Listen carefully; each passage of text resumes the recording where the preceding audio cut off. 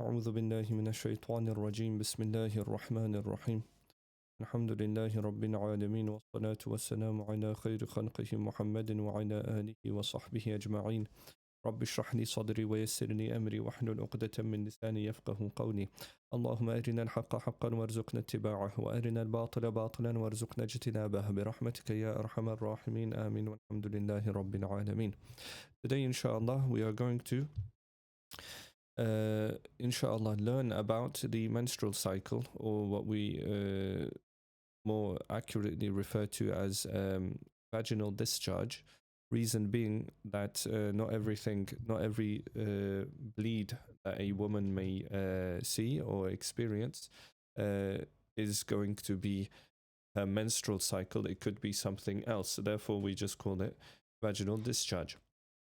Now, I've sort of drawn up a little infographic, let's say, on paint to help us more easily visualize what we're going to be talking about today.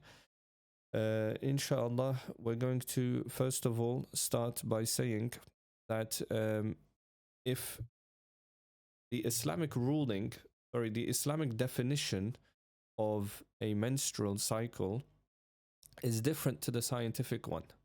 Therefore, according to science and according to biology, you may not be going through a menstrual cycle at the moment. Okay?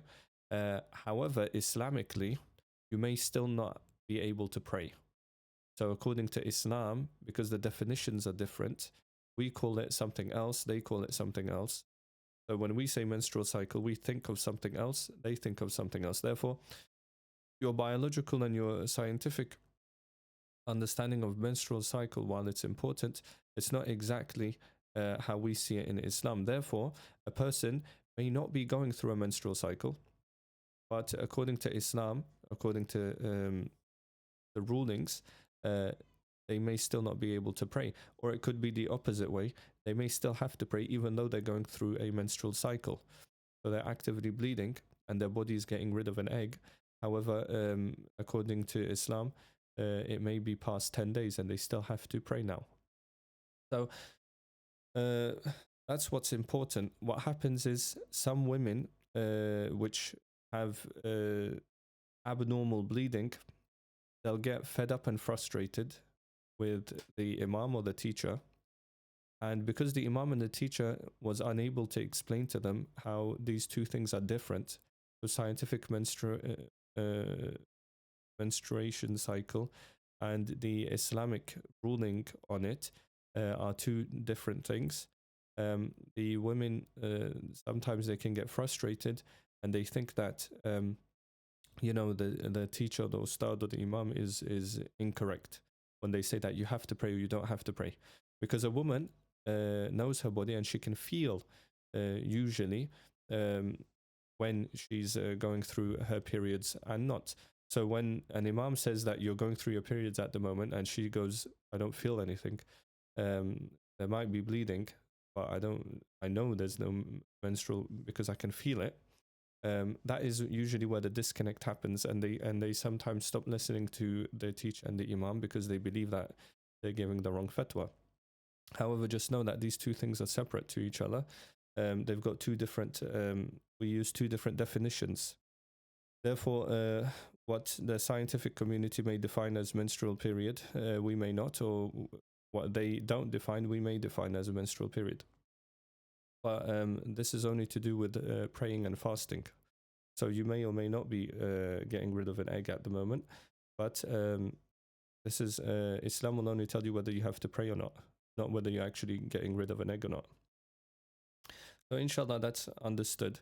So we're going to inshallah start talking about little infographic. So a woman is either actively bleeding or she's clean. Okay, this isn't very hard to imagine. Either you're bleeding or you're not. So if you're bleeding, okay, what we call sahih and fasid. Sahih just means correct. Everything is as it's supposed to be. Fasid means incorrect. Okay, wrong. So if everything's going right, you are either haid or you are nifas. Haid is your normal menstrual cycle. Okay, so you bleed a couple times, a couple days a month, and then you're clean again. So that is what we call haid. What nifas is, this is post-birth bleeding. So after you've given birth, usually there'll be a period where you're bleeding. So obviously this is different to haid, because haid is completely different to nifas. This is after birth. This is your normal monthly cycle. So these two things are sahih bleeding. Okay, these are what we consider to have rulings in Islam. So when it's haid or when you're nifas, with both of them, you stop praying, you stop fasting, and you relax. But when it's fasid, what we call any bleeding which is fasid, we call that istihada. So we consider it just to be like a nosebleed, where you have to pray, you have to fast, but obviously because you're actively bleeding, you would have to wait for a whole salah time to pass. Just before passing, you would get wudu and pray. When a whole salah time passes in this way, every time the salah time exits, your wudu is broken. You have to go get wudu again for every single salah time. But then that bleeding after that stage will no longer nullify your wudu.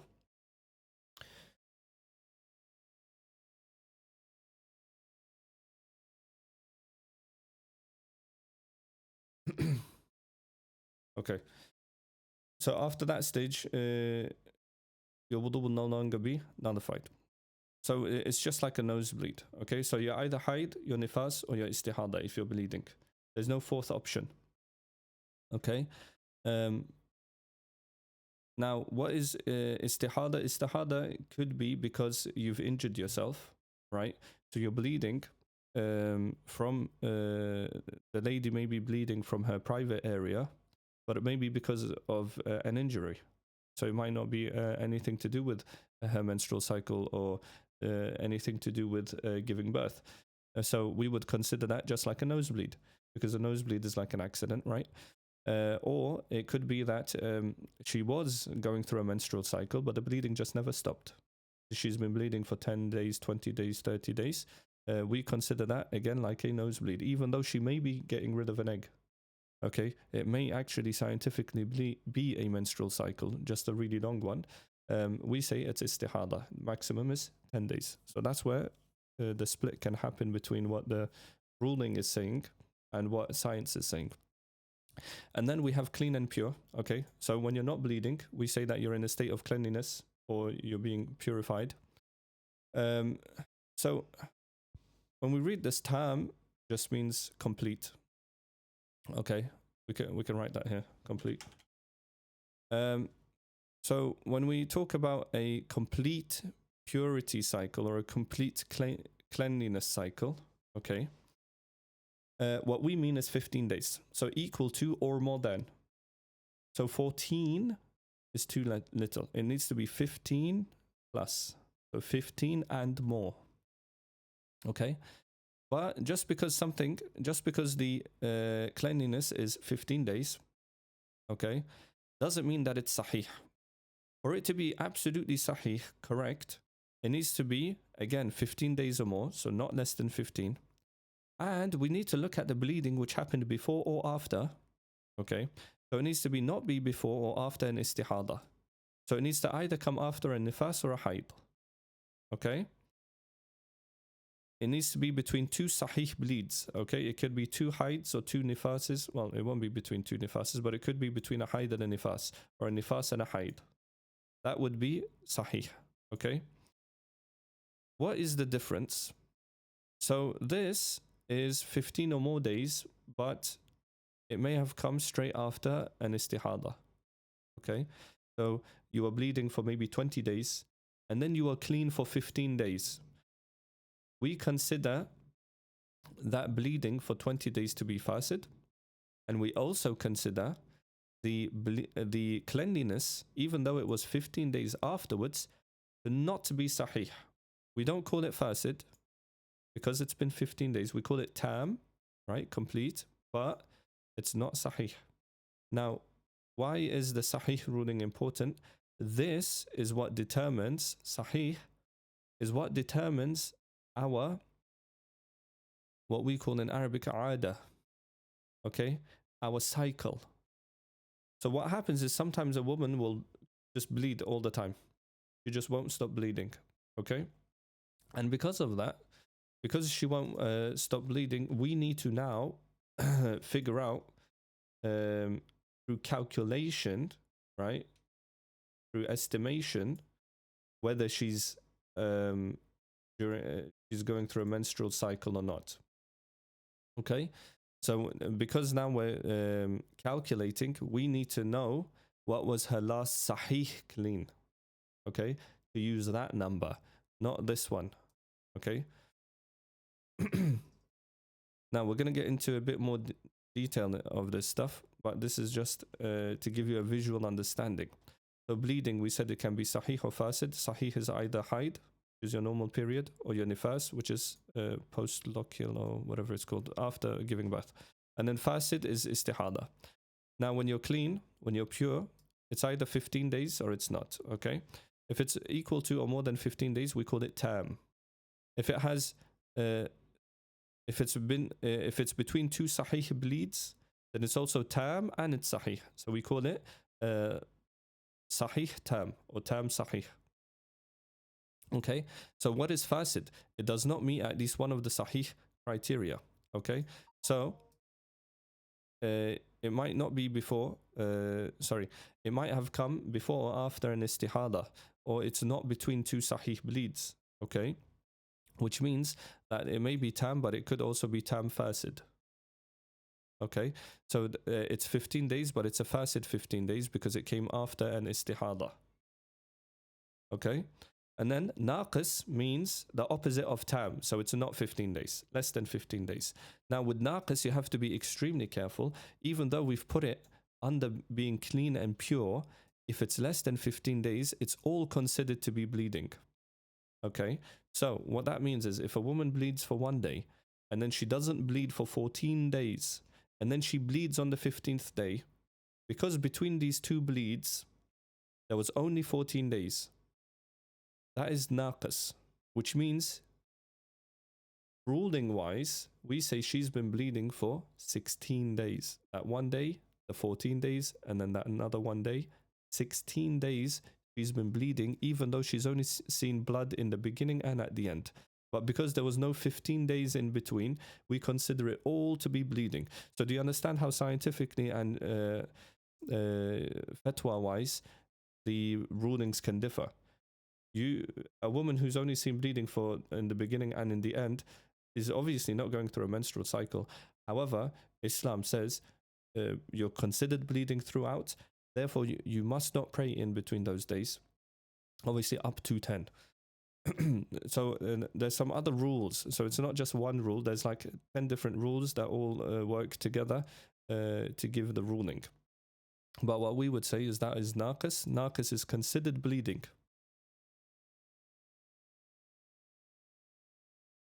And that's why we say that a woman can sometimes just bleed throughout her whole life. Even though she's not actually bleeding, she might just bleed once every 10 days. But because that's not 15 days of purity, we say that now we have to go to calculations to figure out when her menstrual cycle is and everything. So inshallah, this has been understood. So again, quick recap. If you're either bleeding or you're not. If you are bleeding, it's either sahih or it's not. Okay? For it to be sahih, it needs to be a normal menstrual cycle, or it needs to be after birth. Anything else is istihada. Okay? Obviously, when I say anything else, it could have started off as haid, but then it went over 10 days. So it would be istihada. Or it may have started after giving birth to a child, but it carried on for more than 40 days. Again, that would be istihada. So fasid isn't just not haid and not a nifas. It could have started off as haid and as nifas, but it's carried on too long. And then you're either clean either for 15 days or more. Okay? If it's 15 days or more, then you need to also have a look at this. Is it between two sahih bleeds? Between two haiz, for example? If it is, then it's tam and it's sahih. It could be 15 days and it could be fasid at the same time. It may have been 15 days, but it came after an istihada, or it came right before an istihada. Okay, so we would say that is tam fasid. Okay, so incomplete, not incomplete, but not correct. Okay, so sahih would be like correct, fasid is incorrect. And then we have naqis, which is it's just not 15 days. When it's not 15 days, you really have to be careful. It's considered bleeding throughout. Okay, so we consider this to be bleeding. Okay, so we can move on to the book now. There's a quick question. On naqis, the woman wouldn't know if she was supposed to pray as the bleeding stops on the first day, so she's done that. Yeah, okay, so all of these rulings, this is after the fact. Because we didn't know whether it's going to be less than 15 days or not, right? We just know that her bleeding stopped, right? How is the woman supposed to know whether it's going to be 15 days or not? She doesn't know that, okay? So all of these rulings we're giving, this is after the fact.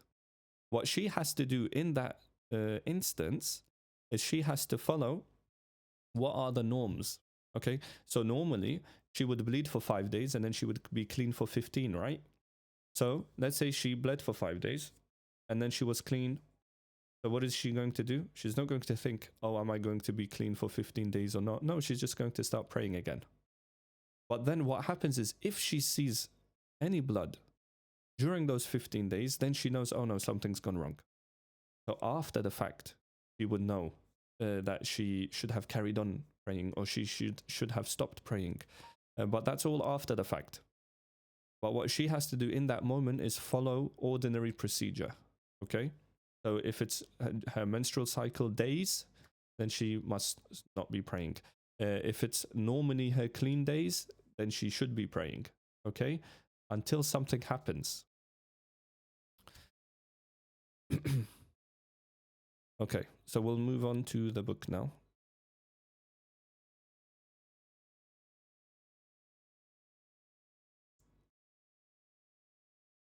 Now, the book doesn't go into detail at all, so I'll add some things. What we just learned right now is literally the basics of the basics. There's like hundreds of pages of, and there's books hundreds of pages long just on this subject alone. So the vaginal discharge and the legally excused person. Okay, so we're talking about menstruation here. Menstruation is blood from the womb of a woman which came to pass after she was 9 or more years of age. Obviously, if a little baby starts bleeding, we're not going to count that as period. Whilst her womb is not disorderly, so there's no illness, there's no she hasn't had an accident and she hasn't hurt herself, it's not wounded, okay? She is not pregnant. Remember, because if she is pregnant, then one, she can't be on her menstruation cycle, right? Because a woman who's pregnant has no egg to get rid of. Also, we would consider this nifas. And she has not reached 55 years of age. This is lunar years, okay? So that would be about 53 years and 4 months. So 53 years and 4 months is the age where we say that a woman will no longer see haid. She will no longer see menstrual cycle because she's too old now and she has no more eggs to get rid of. The minimal menstrual period is 3 days and nights. Okay, so when we say 3 days and nights, that means hours, okay? We consider it in hours. 24 hours is a day and a night, okay? So whenever it says 3 days and nights, we understand that it's going according to the sun. And when it goes according to the sun, we know that it's to do with hours, because our hours, the 24 hours, is according to the sun, okay? So the minimal menstrual period is 3 days and 3 nights, so that would be 72 hours. That is minimum. Any bleeding less than this would be ihada. It can't be nifas. It can't be... Are you guys unable to see? Okay, hold on. I haven't. I haven't switched it on. There we go. So, 53 years and 4 months. Okay? Any woman older than 53 years and 4 months any bleeding she sees is no longer counted as a menstrual cycle. So the minimal menstrual period is 3 days and nights, so that means 72 hours. And the maximum is 10 days and nights. The maximum is 10 days and nights, which is 240 hours. Okay, so between 72 and 240 is how long a period should be. Okay, anything less or more is going to be counted as istihada. So if a woman only bled for 1 day, obviously that day she's going to stop praying because she believes that it's going to be a menstrual cycle, right? That day she would stop praying. And then the next day, the bleeding stopped. So she would get wudu and pray again. We say wudu because it hasn't been 3 days, okay?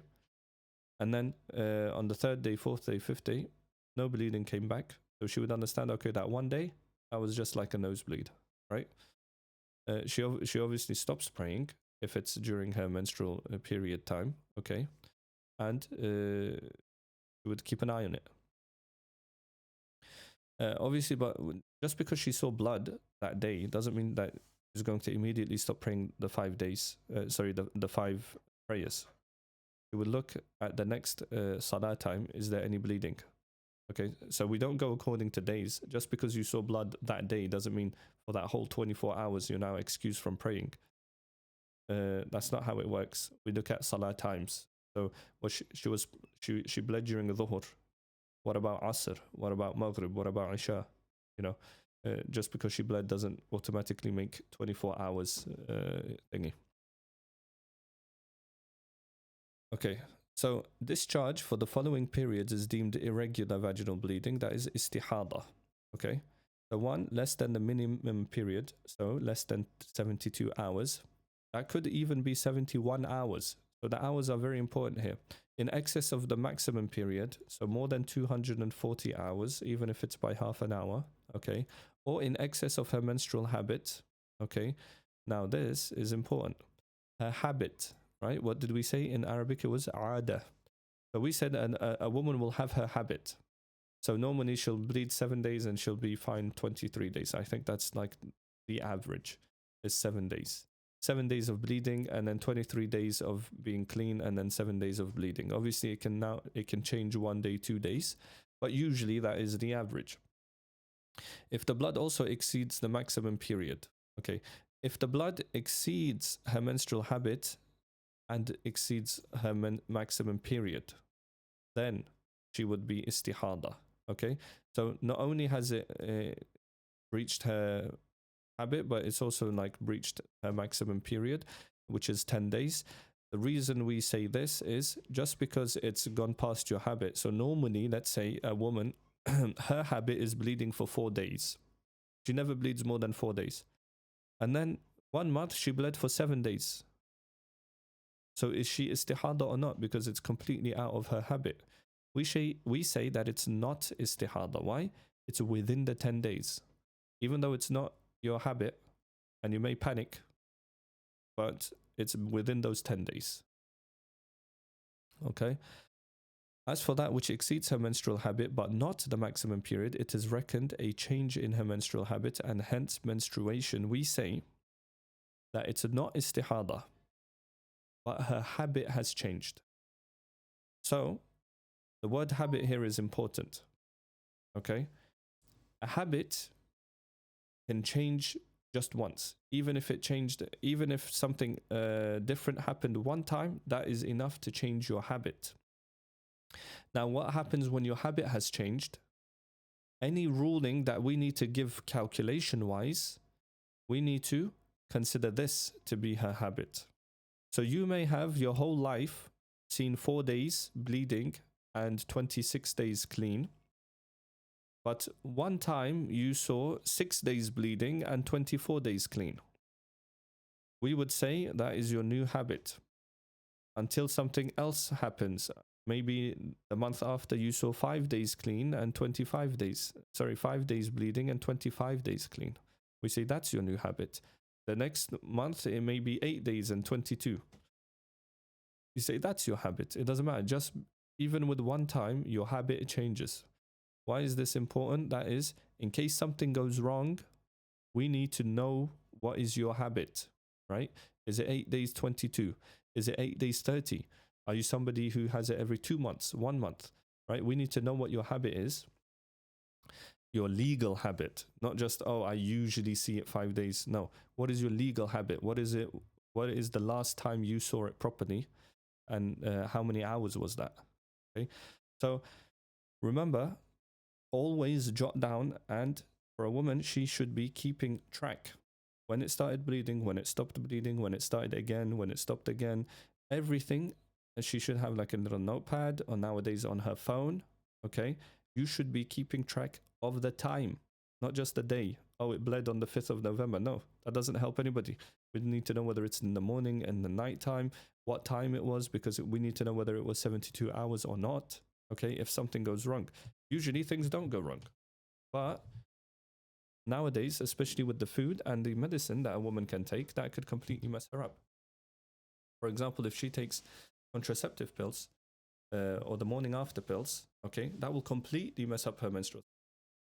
We see it a lot. It completely messes it up. She bleeds for maybe 15 days, or she just doesn't bleed for a while, and then things go really wrong. Okay, so because of this, you need to keep track the hour in which you bleed, right? So let's say you saw some blood, you were in uni or you were in school or whatever, you were at home. Have a quick look at your phone, check what the time is, and take a little note. On the 11th of December, I bled at 5 p.m., 5:20 p.m. Just take that note and then forget about it. If something goes wrong, at least you have a note to go back to, and you need to say, oh yeah, I started bleeding here and I stopped bleeding here, and this is my normal menstrual cycle. And then that way, whoever you go to asking for a fatwa, they can easily say, okay, this is what your habit is, now this is what you need to do. Because if you don't know what your habit is, the rulings can be really seriously difficult. If a woman who doesn't know what her habit is, we call her mutahayyira, someone who's completely shocked, right? The rulings can sometimes be, okay, the heaviest ruling would be to get a ghusl for every single prayer. That is how bad the ruling can get if you don't remember anything. Okay, that's why you need to keep tabs on everything. That is obviously the heaviest ruling, and we'll look at a fatwa from a different madhab at that stage, to not give that ruling. But the heaviest ruling is to get a ghusl for every single salah, because we don't know whether you're hayd or not. Okay, so save yourselves that headache and keep tabs. Before, I used to get asked questions, and it would just say, oh, I bled on the 5th and I bled on the 6th, and then I then asked the ladies to keep track of the hours, and then they started keeping track of the hours, and that helped a lot. Because I don't know if you bled on the 5th and it's the 15th day, right? Or has it been 15 days? Is it after midday? Is it after dhuhr? Like, has it been 15 days or not? Right? These are important. Has it been 3 days or not? If you just give me a date and you don't give me a time, I can't know whether it's 72 hours or 71 hours or 73 hours, right? So that's really important. Keep track of the time. Now, the minimum interval of purity dividing 2 menstrual periods, right? So menstrual period was between 3 and 10 days, yeah? So the minimum interval of purity dividing 2 menstrual periods or postnatal lochia and a menstrual period is 15 days and nights. Remember, we said it has to be 15 days and nights. So what would that be hours-wise? 360? 15 days and nights. As long as she is not in the period of postnatal lochia. Okay? What does that mean? After birth, a woman usually won't bleed for a while. Okay? And between 2 births, the minimum period is 6 months, not 15 days, because a woman can't give birth in 2 weeks again. Okay? Unless it's twins. But for that, we have an excuse. For that, we have a different ruling. We count it as like one thing. We don't count it as 2 different births. But and normally, obviously, a woman can't give birth every 2 weeks. There is no upper limit for the period of purity. Okay, so 15 days, there is no upper limit. A woman can be pure for the rest of her life. She might see hide one time and then be pure for the rest of her life. It's possible, even if it encompasses a lifetime. Yeah, this is unless she reached she reached puberty in a state of irregular bleeding. Okay, now if a woman, and very unfortunately, if she reaches puberty and the first puberty she has is irregular bleeding, we have to start calculating things. Okay, so we're not going to go into that detail here. Any young lady that has this problem would have to go to an imam and get a fatwa. Okay, we're not going to go into detail because this is something that usually doesn't happen, from what I understand. Either it doesn't happen often, or women are too young at that stage to even know what's right and wrong. So either it just never gets reported.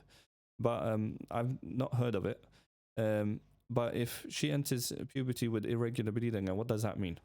That means like she's reached like 9 years old, 10 years old, 11 years old. She's had her first bleed, okay? Her first ever menstrual cycle. But the bleeding never stopped, and now it's been 15 days, 20 days. Okay? So that is what we mean irregular bleeding, right? Istihada. So it's past 10 days, or it's never past 3 days, right? We would say, okay, now you have to go get a fatwa from an imam, because things have gotten mixed up now. Because normally your first bleed would be where you establish your habit, whereby her menstrual period is 10 days per month and the rest is considered purity. Okay, so what would happen is, in this instance, we would say the first 10 days that she saw is haid. The rest, even though she was still bleeding, the rest was istihada for 20 days. And then the next 10 days would be haid, and then 20 days would be clean, and then 10 days haid, 20 days clean, even if she sees bleeding or not. Okay? Whether she's bleeding or not, we would just say 10 days clean, 20 days, 10 days bleeding, 20 days clean. Obviously, unless her body fixes itself and she sees, for example, 5 days blood, and then 15 days she's clean, and then she sees another 5 days blood, and then another 15 days she's clean, we would say, okay, her body's fixed herself, right? It's gone back into the normal rhythm. Then obviously we don't need to do calculations.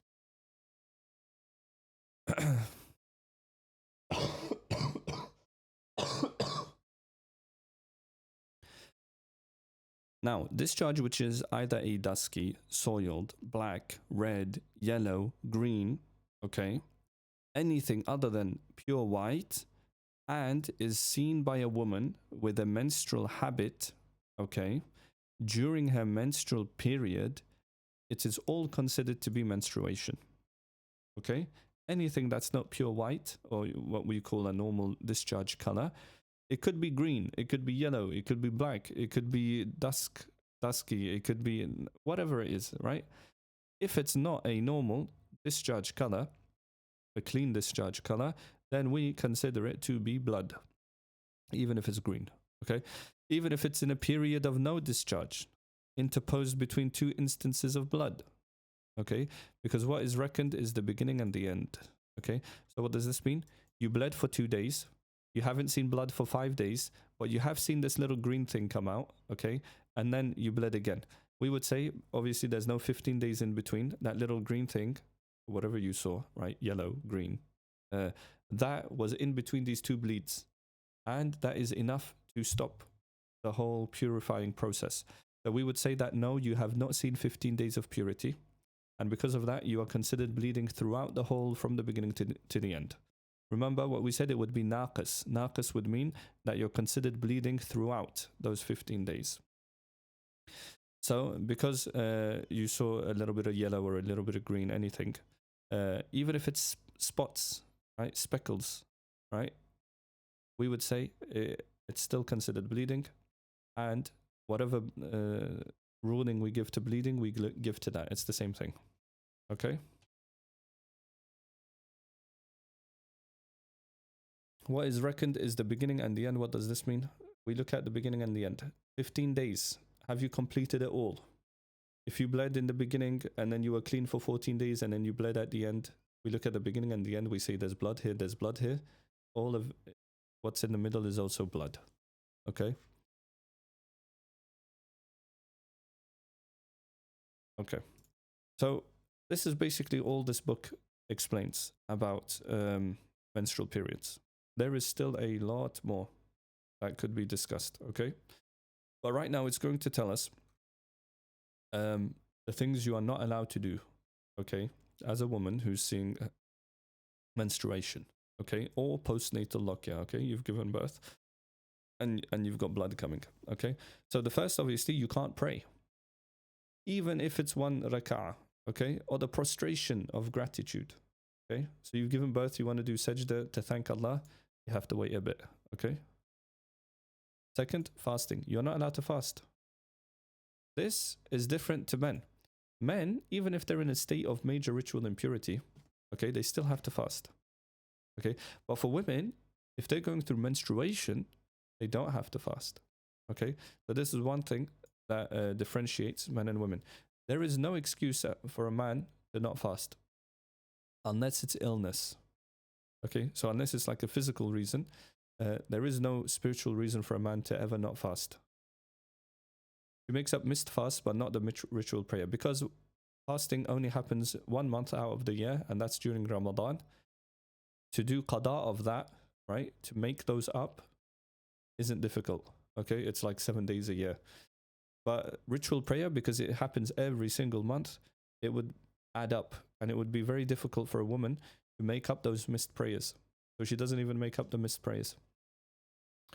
3, you can't have any sexual intercourse during menstruation or straight after having a baby and still bleeding. We consider this to be disgusting. 4, entering a mosque, even if it's only to traverse. Okay, you can't enter a mosque, obviously, unless you have an absolute reason for it. 5th, circumambulating the Kaaba.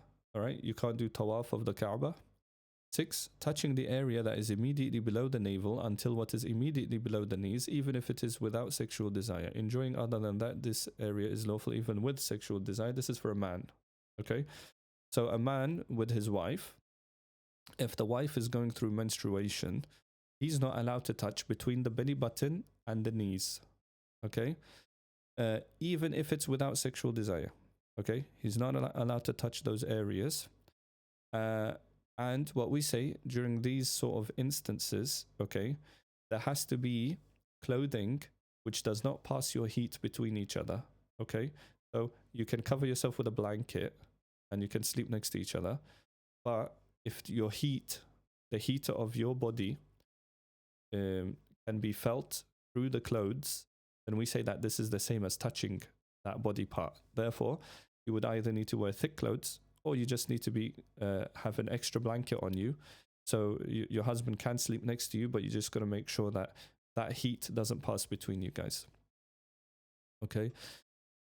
So there's a question: can we use a tablet to postpone it during Ramadan, as it can be difficult to make it up later on? I highly do not recommend it, because those tablets that people take, that women take, they completely cause so many different problems. Most, I believe, of the questions I've received of a woman that her bleeding just won't stop, or she just won't get 15 days of purity. It's always like 10 days, 13 days, 14 days. It's never 15 days. Or things have just gone wrong. It's usually because they've taken some sort of medicine that messes up their hormones. And because they've taken that, either they haven't taken it consistently, like the doctor has told them to. Okay, because if the doctor tells you to take it consistently, you need to take it on the day.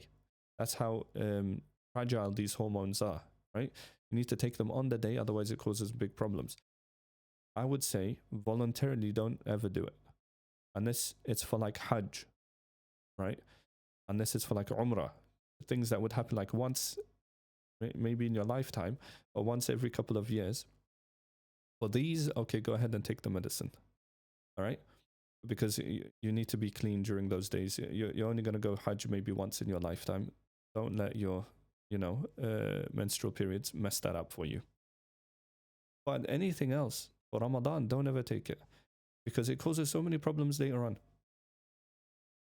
And a lot of women, they don't take notes properly anymore. They don't keep tabs on the hour and the day and the hour, or She doesn't know what her habit is, or she's only taken notes of the last month. She hasn't taken notes of 3-4 months prior. Sometimes we need to know. I've had to go back with one lady. I had to go back because she was so messed up for such a long period of time. None of her bleeding was proper. Because none of her bleeding was proper, her purity wasn't sahih. Remember we said for the purity to be sahih, it needs to be between 2 sahih bleeds. None of her bleeding was sahih. So I had to go back about 7, 8, 9 months to find a sahih bleed, to be able to say, okay, this is your habit. And then I had to come back 8, 9 months later. And I also had to give a ruling between those 7, 8, 9 months, which days that she was actually considered bleeding and not, and whether she needs to do qada or not. So just with this one lady's request, I spent, maybe weeks of my time just calculating all of these bleeding and things. Why? Because she had been given medicine and she didn't take that medicine on time. So it's messed her up for like 6, 7 months. And then I have to come in and calculate all of that. But at least she took notes.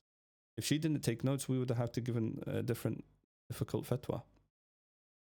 So whatever you do, I would highly recommend not to take the medication. But even if you're going to take the medication, at least make sure you're taking notes of your haid, right? Times. I bled on the 5th of December at 3 p.m. I bled on the 7th of November at 8 a.m. Okay? It doesn't matter. It just needs to be a quick note.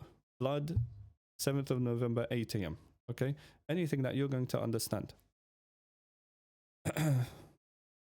Okay, so we said that a man can't touch his wife. And then we said reciting the Quran with the intention of reciting it. Okay?